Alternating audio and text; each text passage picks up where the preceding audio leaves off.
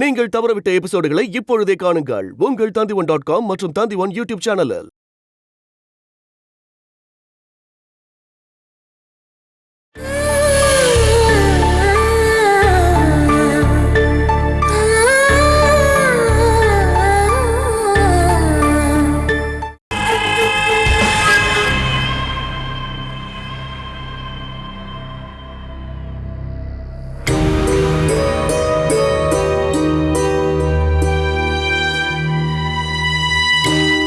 சூரஜ் அண்ணா, அப்பா கிட்ட விஷயத்தை ஓப்பனா சொல்லிருக்கலாம்ல. பாலாக்கு கொடுக்கறதுக்காக சொன்ன அப்பா ஒத்துப்பாரா? நான் ஒர்க் பண்ண கம்பெனில சேலரி பேலன்ஸ் 70,000 ரூபாய் வர வேண்டியிருக்கு. அதுவும் நாளைக்கு கிடைச்சிடும். அதுக்குள்ள திருப்பி கொடுத்துடலாம்னு நினைச்சேன். சரி, பரவாயில்ல, விடுங்க. இருந்தாலும் நீங்க கொடுக்கற பணத்தை வச்சு கண்டிப்பா அவங்களால வேணுகோபனை காப்பாத்தவே முடியாது. அப்புறம் கிட்னியை சேஞ்ச் பண்ணா கொஞ்ச நாள் உயிரோட இருப்பாரு. பாலாவுக்கு நான் ஏதாவது செய்யணும்னு நினைக்கும் போதுதான் ஏதாவது பிரச்சனை வந்துகிட்டே இருக்கு.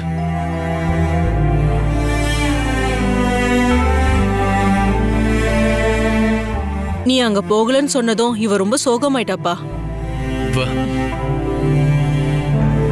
அப்பா, நம்ம அங்க போலாம்ப்பா. தாத்தா சொல்ல நினைச்சல, கவலைப்பட வேணாம்ப்பா. பெர்மிஷன் நான் வாங்கி தரேன். அதுக்காக இல்லம்மா, நாம இப்ப போற இடத்துக்கு வெறும் கையோட போக கூடாது. அவதான் ஆசைப்படுறால, நாம அங்க போயிட்டு வரலாம்னா. பணத்தை விட ரொம்ப முக்கியம் நாம அவங்கள போய் பாக்குறது. பணத்தால முடியற ஒரு விஷயத்துக்கு நாம சும்மா போறது பிரயோஜனம் இல்ல. அதுக்கு பதிலா பாசத்தை காட்ட வேண்டிய சூழ்நிலையில அந்த பணம் விலை மதிப்பு இல்லாததா மாறிடும். அந்த ரெண்டுத்தையும் நான் அனுபவிச்சிருக்கேன். சொல்லப்போனா என்னை விட பாலா அதிகமா அனுபவிச்சிருக்க. நீ வருத்தப்பட வேண்டாமா. ஒரு 2-3 நாளைக்கு வெயிட் பண்ணுமா, அதுக்கப்புறம் நாமளே போலாம். நான் புது ட்ரெஸ் போட்டது வீணா போச்சு. சரி, நீ என் கூட வா, நாளைக்கு கூட்டிட்டு வரேன். அப்பா இதையும் நினைச்சு வருத்தமா இருக்காரு. அது போகாம நாங்க வந்தா அது சரியா இருக்காது. என்ன யார் கூட்டிட்டு போவா? நீ கார் எடுத்துட்டு போ, நான் நாளைக்கு வந்து எடுத்துக்கிறேன். இல்லனா யாருக்கெல்லாம் கொடுத்து விட்டாலும் போதும். சரி, ஓகே, நீங்க 2 பேரும் இங்கேயே இருங்க. நீங்க வரேன்னு சொன்னதுனாலதான் நான் இவ்வளோ நேரம் வெயிட் பண்ணேன். நான் ஆர்கே கிட்ட கார் அனுப்ப சொல்றேன். நான் போயிட்டு வரேன்.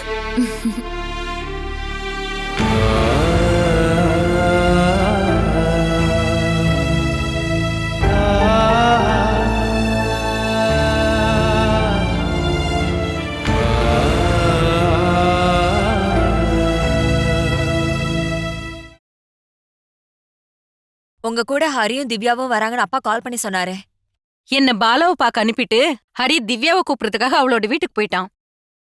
நான் பாலா கூட இருக்கலாம்னு நினைச்சிட்டு வந்தேன். அவ ஒத்துக்கவே இல்ல. இங்க உங்களுக்கு படுக்கிறதுக்கான வசதி இல்ல, நீங்க கிளம்புங்கன்னு சொல்லிட்டா. நீங்க போய் அவங்கள பாத்துக்கணுமா என்ன? பொண்டாட்டி தானே புருஷனை நல்லபடியா பாத்துக்கணும். அவ பசங்க என்னன்னா அவளை தனியா விட மாட்டேங்கிறாங்க. எல்லாரும் பாத்து கத்துக்கட்டும். வீட்டுக்கு வந்தாலும் அவங்க அப்படியே தானே இருந்தாகணும். நான் திரும்பி போகணும்னு அவனுக்கு கால் பண்ணப்போ அவன் வந்து இங்க இருக்க சொல்லிட்டான். அவன் இப்படியே வந்துட்டு போறானா. ஆமா, வேணுக்கு இப்ப எப்படி இருக்கு? இப்ப நல்லா இருக்காரு. இன்னும் நல்லா குணமாயி எப்படியாவது அவர் எந்திரிச்சு நடந்தா போதும். நீயும் மனோஜும் உங்க பொண்ணும் அவங்கள போய் பாத்துட்டு வாங்க. நான் போக மாட்டேமா. இத்தனை வருஷத்துல அவ எனக்கு ஒரு தடவை கூட கால் பண்ணவே இல்ல. நீயும் கால் பண்ணலல்ல. அவ என்னோட தங்கச்சியாச்சே. நான் ஏன் அவ மேல கோவமா இருக்கேன்னு அவளுக்கே நல்லாவே தெரியும்ல. நீ எப்ப பட்டாலும் ஏன் அவளை சந்தேகத்தோடவே பாத்துட்டு இருக்க? அவ ஹரி மாதிரி தானே மனோஜி அண்ணனா பாக்குறா. ஹரிக்கும் என் வீட்டுக்காருக்கும் ஒரே ஸ்தானத்தை கொடுப்பாளா என்ன? அக்காவோட புருஷன் தான் பாலாவுக்கு எல்லா வேலையும் பாக்குறாருன்னு கொஞ்ச நாள் முன்னாடி ஊர்ல எல்லாரும் பேசிட்டு இருந்தாங்கல்ல. என் வீட்டுக்காருக்கு நான் அதை பத்தி கேட்டாலே என் மேல கோவப்படுவாரு.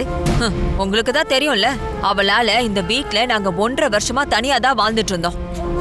எங்க பொண்ணுக்காக தான் நாங்க 2 பேரும் விட்டு கொடுத்து போறோம். மனோஜ் தப்பானவருங்கிறதா உன்னோட பிரச்சனையே. தப்பானவர் கிடையாது, நல்லவர் தான். கையில பணம் இருந்துச்சுன்னா பெத்த அம்மாவுக்காக மருந்து வாங்க வச்சிருந்தாலும் எடுத்து உதவி பண்ணிருவாரு.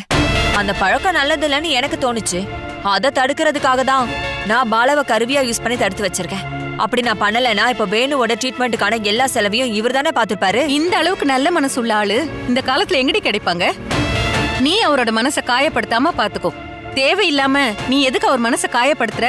ஸ்ரீகுட்டிக்கு கால் பண்ணும்போது அவ என்ன சொல்றா தெரியுமா? காலையில என்னடானா அவங்க 2 பேரும் பாசத்தோட பேசிக்கிறாங்க, ஆனா சாயங்காலம் 2 பேரும் சண்டை போட்டுக்கிறாங்கன்னு. குடும்ப செலவுக்கு பணம் கொடுக்காம மத்தவங்களுக்கு உதவி பண்றாரு இல்லையா, அதுதான் சண்டைக்கே காரணம். அப்படி இல்லனா ஒரு குடிகாரனோ இல்ல ஊர் சுத்துறவனோ புருஷனா கிடைச்சிருந்தாருன்னா ஒண்ணு நான் அந்த ஆளை கொண்டுட்டு ஜெயிலுக்கு போயிருப்பேன், இல்லைன்னா தாலியை கழட்டி போட்டு நான் மாட்டுக்கு போயிருப்பேன். அப்படி வச்சு பார்த்தா பாலாவை பாராட்டணும். எவ்வளவு தியாகம் பண்ணிட்டு அவ வாழ்ந்திருக்கா, இப்ப வரைக்குமே வாழ்ந்துட்டு இருக்கா. அவளுக்கு அவன் பண்ண துரோகத்தை வச்சு பார்க்கும்போது பாலாவுக்கு வேணுவ நல்லபடியா பார்க்க வேண்டிய அவசியமே இல்ல. நான் இப்ப கூட அவளை பார்த்துட்டு தான் வரேன். ஒரு காலத்துல பாலாவை ரொம்ப கொடுமைப்படுத்தினாங்கிற எண்ணம் கூட இல்லாம அவ்வளோ பாசத்தோட அவர் அக்கறையா பாத்துக்கிறா. அவளால மட்டும்தாமா இந்த மாதிரி எல்லாம் இருக்க முடியும். அத பாக்கும்போது எனக்கே மனசுக்கு ரொம்ப வேதனையாயிடுச்சு. அவ ஆசைப்படும் போதோ அவசியப்படும் போதோ என்னால அவளோட இருக்க முடியாம போயிடுச்சு. அத நினைக்கும் போது எனக்கு வருத்தமா இருக்கு. நீ அவளை இதுக்கப்புறமும் உன் எதிரியா பாக்காதம்மா. தெரிஞ்சோ தெரியாமலையோ அவ ஏதாவது தப்பு பண்ணிருந்தா அப்படின்னா அதுக்கெல்லாம் ஒரு நல்ல பலன் கிடைக்கிற வேலையதான் அவ இப்ப பாத்துட்டு இருக்கா. நான் இப்போதைக்கு என் குடும்பத்தை பத்தி மட்டும்தாம்மா யோசிச்சுட்டு இருக்கேன். நான் இப்ப பாலாவை பார்த்து அனுதாபம் காட்டினேன்னா மத்தவங்க அவளுக்கு உதவி பண்ற வரைக்கும் வெயிட் பண்ணாம கையில இருக்கிற பணத்தை நான் எடுத்து கொடுத்துருவேன். நான் கொடுக்கலனாலும் அவரு கொடுத்துருவாரு. அப்படி எதுவும் நடக்காம இருக்கிறதுக்காக தான் நான் இப்படி எல்லாம் செஞ்சுட்டு இருக்கேன். எப்படியாவது அந்த வீட்டை கட்டி முடிக்கணும், அது என்னோட கனவு. அந்த வேலை முடிஞ்சதுக்கு அப்புறம் வீட்டுக்கு பால் காய்ச்சும் போது நான் நேரடியா போய் பாலாவையும் வேணுவும் இன்வைட் பண்ணுவேன். என் சைட்ல இருந்து நடந்த எல்லா தப்புக்கும் நான் மன்னிப்பும் கேட்பேன். அது வரைக்கும் என்னால இந்த மாதிரி தான் நடந்துக்க முடியும்.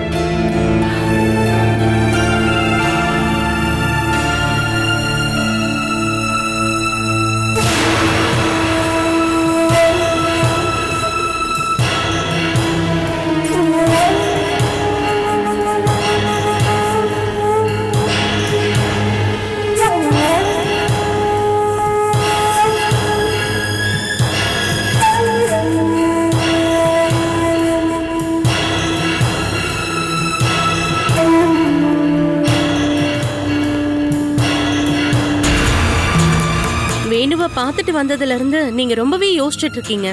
நீ கொஞ்சம் உட்காரு. இங்க உட்கார்ந்தா நாம 2 பேரும் இங்க உட்கார்ந்து லவ் பண்ணிட்டு இருக்கோம்னு உங்க அம்மா சொல்லுவாங்க. ஏண்டி நம்மால வேணுவுக்கு ஏதாவது உதவி பண்றதுக்கு வாய்ப்பு இருக்கா?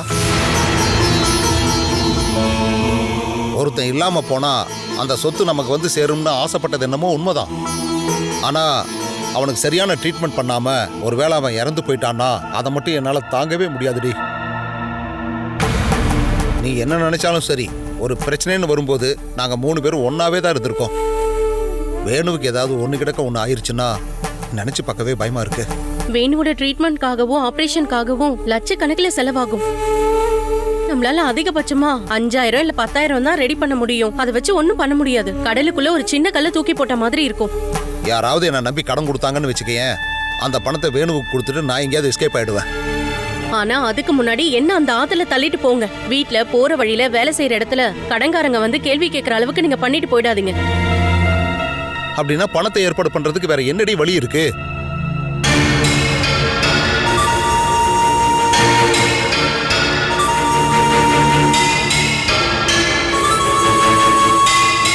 இந்த எல்லா சொத்தையும் தனியா அவன் தானே அனுபவிச்சுட்டு இருக்கான். அவன் கிட்ட போய் கேளுங்க. டேய் சுமேஷ், வாடா.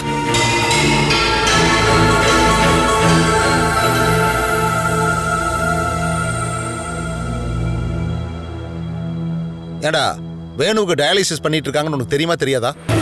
தெரியும். ஏண்டா தெரிஞ்சுக்கிட்டு இன்னும் ஏண்டா அவனை போய் பார்க்காம இருக்க? நான் இப்ப அங்க போய் என்ன பண்றது? டயாலிசிஸ் பண்ணும்போது பேஷண்ட்டை போய் நம்ம பார்க்காம இருக்கிறதா ரொம்ப நல்லது. ஓ, தொற்று நோய். உன்னை வேணு விசாரிச்சுட்டு இருந்தாடா. எதுக்கு? அவனோட ட்ரீட்மெண்ட்டுக்கு பணம் வேண்டாமா? அதுக்கு எங்கிட்ட பணம் கொடுத்து வச்சிருக்காரு என்ன? அது வேற கொடுக்கணுமா? ஏண்டா நீ தான் எல்லாத்துக்கும் ஒத்துக்கிட்ட இல்ல? ஓ, இந்த இடமும் வீடும் உன்னோட பேர்ல தானே இப்ப இருக்கு. எல்லாத்தையும் நீ தானே பாட்டையை போட்டிருக்க. எல்லா சொத்துமா? 1-2 இந்த தேங்காய் மரம் இருக்க, இதையே நான் எடுத்துக்கணும். உனக்கு அந்த அளவுக்கு கஷ்டமா இருந்தா இந்த எல்லா சொத்தையும் நான் எடுத்துக்கிறேன்டா. எடுத்துக்கங்க. எடுத்துக்கிட்டு வீட்டு செலவை நீங்க பாத்துக்கிட்டா போதும். இந்த வீட்ல அப்படி உனக்கு என்னதான் செலவு? உங்க அம்மாக்கு 3 வேளை சாப்பாடு போடுறதுதான் உனக்கு பெரிய செலவா? அப்படின்னா நீங்க போடுங்க. நீ ஆட்டைய போட்டு வச்சிருக்க சொத்தை என்கிட்ட கொடு. நாங்க இதை கம்பீரமா நடத்தி காட்டுறோம். இதெல்லாம் அம்மா என் பேர்ல எழுதி வச்சிருக்காங்க. நீ அம்மாவை ஏமாத்தி வாங்கினேன்னு சொல்லு. இங்க பாருங்க சதீசனா, தேவையில்லாம பேசாதீங்க. நான் தேவையில்லாமல ஒண்ணு பேசல. எனக்கும் வேணுவுக்கு சேர வேண்டிய சொத்து எல்லாத்தையும் நீ உன் பேர்ல மாத்தி எழுதிக்கிட்ட. அப்படின்னா நீங்க அதை வாங்கிக்கங்க. வாங்குறேன்டா, வாங்குறேன்.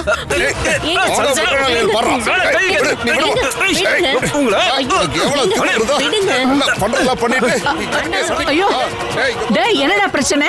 சொல்றது கேளுங்க, விடுங்க. ஐயா, உங்க 2 பேரும் வச்சுக்கிட்டு சமாளிக்க முடியல. அடிக்கிறதா அடிங்க, அடிங்க.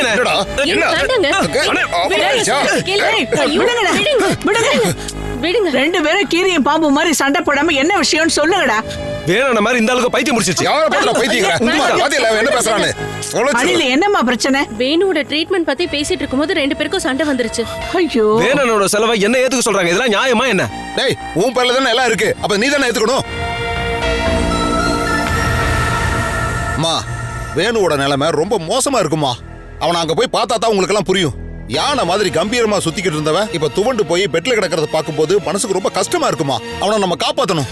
அம்மா, சதீஷ் அண்ணன் சொல்ற மாதிரி 5000 10,000 செலவு பண்ணிலாம் வேணன உயிரை நம்ம காப்பாற்ற முடியாது. ஒரு வேலை பண்ணலாம். இந்த இடத்த பாகம் பிரிச்சு வித்துடலாம். தேவையில்லாம இந்த இடத்த வச்சுக்கிட்டு என்னப்பா பண்றது? இங்க பாருங்க, உங்க எல்லாருக்கும் நான் ஒரு விஷயம் சொல்றேன். ட்ரீட்மெண்ட்டுக்கு பணம் இல்லைன்னு சொல்லி நம்ம வேணு செத்துறக்கூடாது. இந்த வீட்டுல எனக்கான பங்கை நான் கண்டிப்பா கேட்க போறது இல்ல. அது எல்லாத்தையும் வித்தோ இல்ல அடமானம் வச்சோ வேணுவை காப்பாத்தியே ஆகணும். என்னால இதை தவிர அவனுக்காக வேற எதுவுமே பண்ண முடியாதுமா. அவனோட 2 குழந்தைகளை மனசுல வச்சுட்டாவது தயவு செஞ்சு இதை பண்ணுங்க.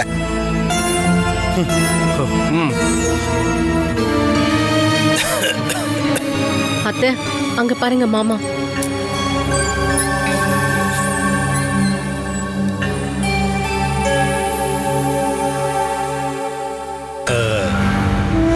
வேணு ஹாஸ்பிட்டல்ல இருக்கிறதா கேள்விப்பட்டேன். அவனுக்கு இப்ப எப்படி இருக்கு?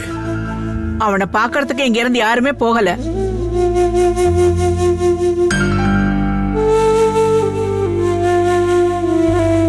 போனா பொறுப்பை ஏத்துக்கணும்ல மாமா.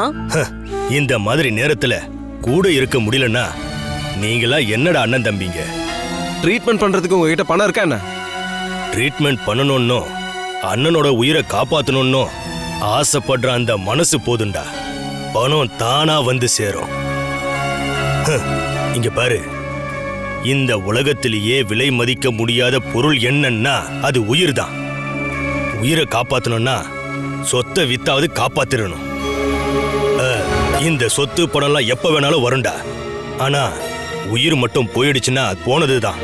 அதை ஞாபகத்தில் வச்சுக்கோ.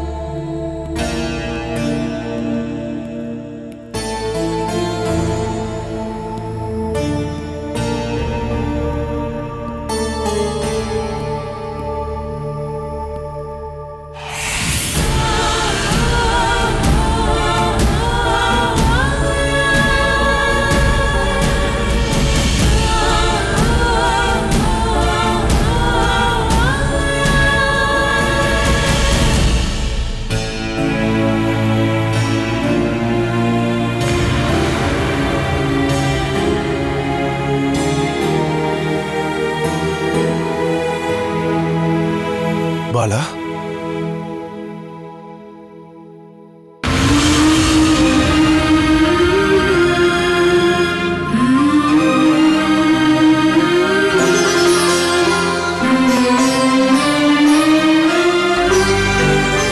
மனோஜ் மாமா,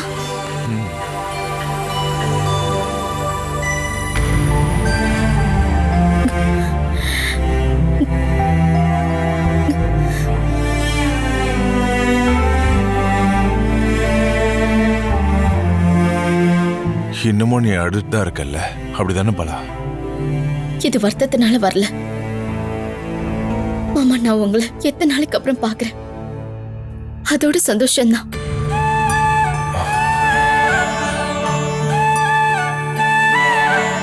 ஜெயாக்காவும் ஸ்ரீகுட்டியும் நல்லா இருக்காங்களா?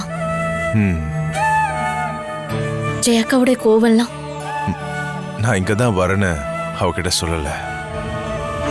நீங்க இங்க வந்தீங்கன்னு தெரிஞ்சா ஜெயாக்கா கண்டிப்பா என் மேல கோவப்படுவாங்க. அவளோட குணத்தை அவ வாழ்க்கை புற அவ மாத்திக்கவே மாட்டா. நேத்து இங்க இருந்து வரும்போது உங்க அம்மா அப்படியே வீட்டுக்கு வந்தாங்க. அரியன் திவ்யாவும் ஒன்னாந்தான் வந்தாங்க. ஹரியனை கூட வந்திருந்தாலும் திவ்யா கார்ல இருந்தாலே தவிர இங்க வரவே இல்லை. ஒருத்தவங்கள நம்மளால நல்லவங்களாக்க அவ்வளோ ஈஸியா முடியாதுல்ல. குழந்தைங்க எங்க? இங்க இருக்கிற மதர் கூட்டிட்டு போயிருக்காங்க. இப்போ வேணுக்கு எப்படி இருக்கு? 2 டயாலிசிஸ் முடிஞ்சது. இப்போ பரவாயில்ல. இப்போ பார்க்க முடியுமா? விசிஸ்டர் அதிகமா பார்க்க கூடாதுன்னு தான் மதர் சொல்லிருக்காங்க. பரவாயில்ல மாமா, நீங்க வாங்க. அது நம்ம 2 பேரும் ஒன்னா சேர்ந்து பார்க்கும்போது வேணும். மாமா, அங்க படுத்திருக்கிறது பழைய வேணுகோப்பன் கிடையாது.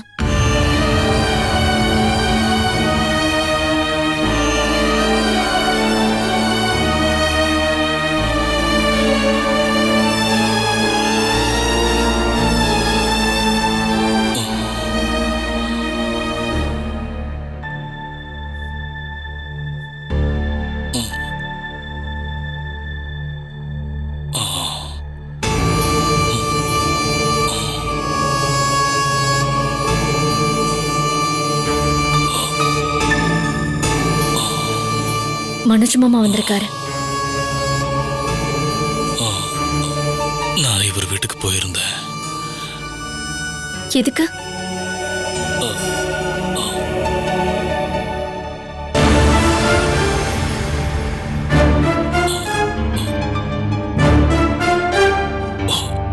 உட்காருங்க.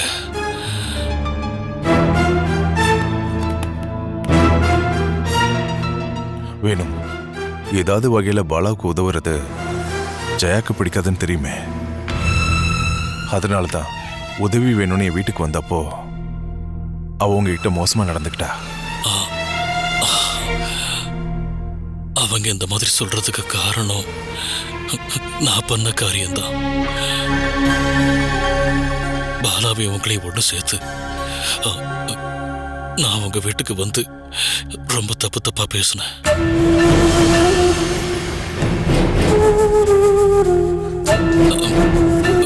அது எல்லாமே என்னோட தப்பு தான் அப்படின்னு நான் தெரிஞ்சுக்கிறதுக்கு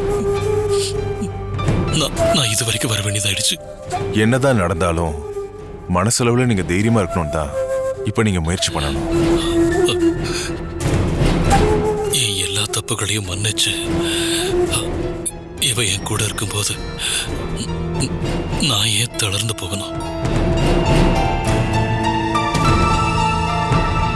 நம்ம ஏகப்பட்ட தியாகங்களை பண்ணிதாங்க நாம இது வரைக்கும் வந்திருக்கோம்.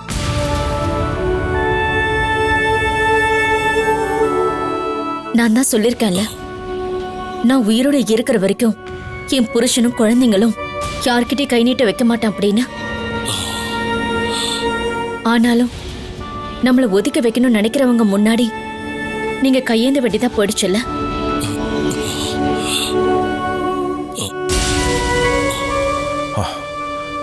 வேணுவை குற்றம் சொல்லாத பாலா.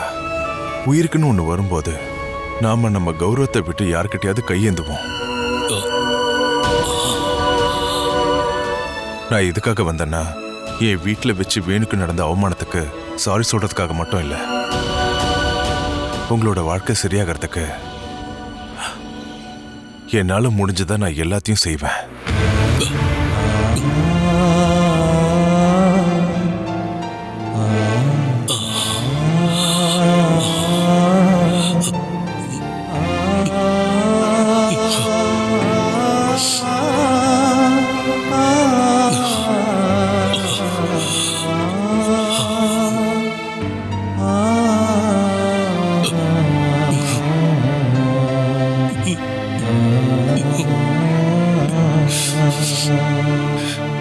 என்னால நான் செஞ்ச கொடுமைகளை அனுபவிச்சவங்க எல்லாத்தையும் மறந்துட்டு என்ன பார்க்க இப்ப வராங்க. பாலா, இது எல்லாத்துக்கும் நான் உனக்கு தாமா நன்றி சொல்லி ஆகணும்.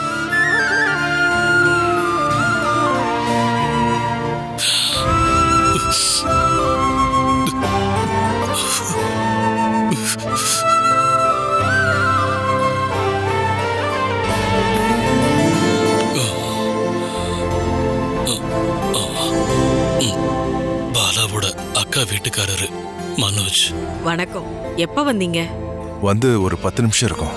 இவரை பார்க்க அதிகமான ஆளுங்க வந்து இன்ஃபெக்ஷன் ஆயிடக்கூடாதுன்னு தான் யாருமே இவரை பார்க்க உள்ள வரக்கூடாதுன்னு நான் பாலா கிட்ட சொல்லியிருந்தேன்.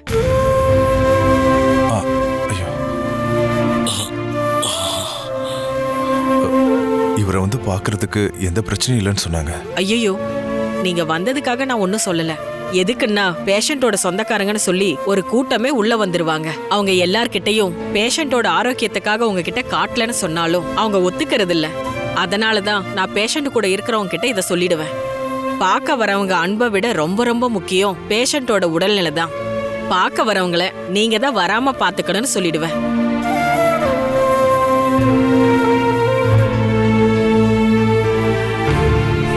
வாழ வழி இல்லாம கஷ்டப்பட்ட சில சமயங்கள்ல எனக்கு உதவி பண்ணது என்னுடைய மாமா தான். இவர் உதவி பண்ணலனா நான் இந்நேரம் உயிரோடவே இருந்திருக்க மாட்டேன். குழந்தைங்க வளர்ந்துட்டாங்க. இவங்கள நான் சின்ன வயசுல இருக்கும்போது பார்த்தது. இப்ப இவங்க தான் என்னோட ஃப்ரெண்ட்ஸ். நாங்க இந்த பில்டிங்கை சுத்தி பார்த்துட்டு வரலான்னு போனோம். அப்படின்னா சரி, நான் கிளம்பட்டுமா? இங்க இருந்து டிஸ்சார்ஜ் ஆகிறதுக்கு முன்னாடி வரேன். வேணும்.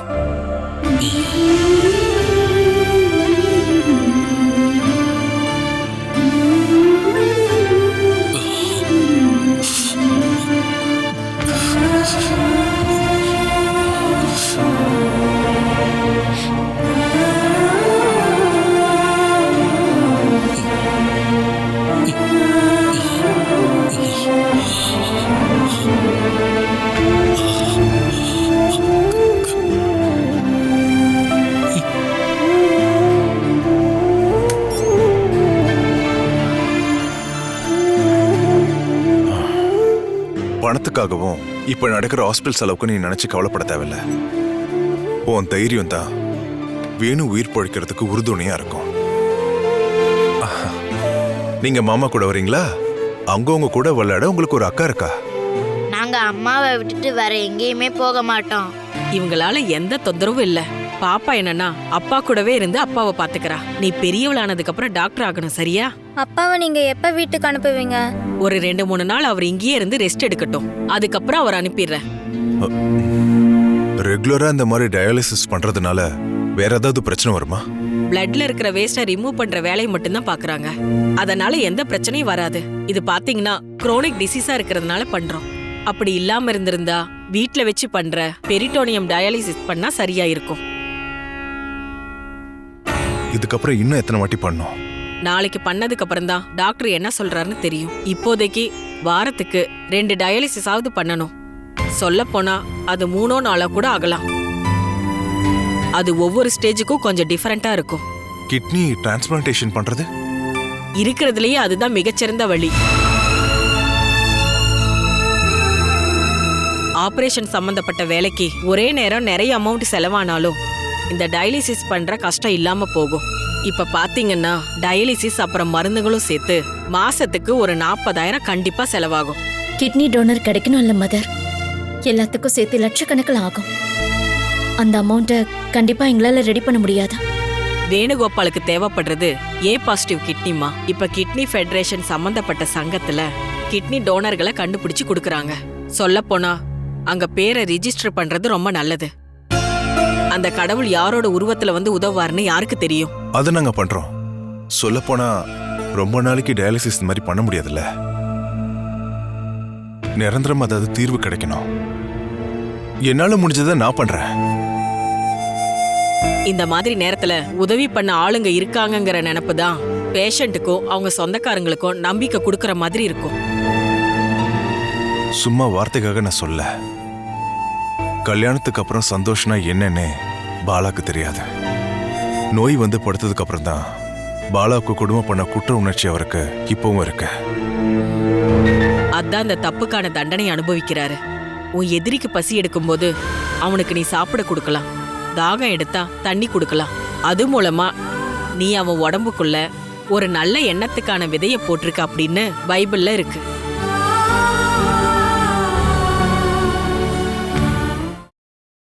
Catch us on TV, Tandivan.com, Facebook and YouTube.